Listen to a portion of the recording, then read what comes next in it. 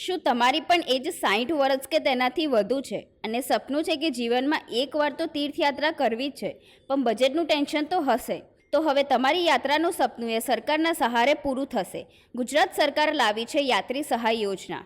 હવે ગુજરાતના શ્રદ્ધાળુઓ માટે દેશના પવિત્ર તીર્થો પર દર્શન કરવું બનશે સરળ અને સહેલું. સરકાર આપશે તમને યાત્રા માટે નાણાકીય સહાય. બસ અરજી કરો અને યાત્રા માટે તૈયાર થાઓ. જેમાં છે પ્રવેશ તીર્થ યાત્રા યોજના. આ યાત્રામાં ગુજરાત સરકાર દર વર્ષે 30,000 યાત્રીઓને આરોગ્યમાન તીર્થ સ્થળે મોકલે છે. ટ્રેન, બસ ભાડું, રહેવું અને ભોજન બધાની સહાય આપવામાં આવે છે. બીજું છે સિંધુ દર્શન યોજના, જેમાં લેહ લદ્દાખના સુંદર સ્થળો પર છે ભગવાન શિવનો દિવ્ય સ્થાન. ₹20,000 સુધીની સહાય ગુજરાત સરકાર આપે છે સિંધુ યાત્રાઓ માટે. તેના માટે ઓનલાઈન ફોર્મ ભરવું ફરજિયાત છે. થર્ડ છે કૈલાસ માનસરોવર યોજના. દર વર્ષે ભગવાન શિવના ભક્તો માટે કૈલાસ યાત્રા માટે ₹50,000 સુધીની સહાય મળે છે.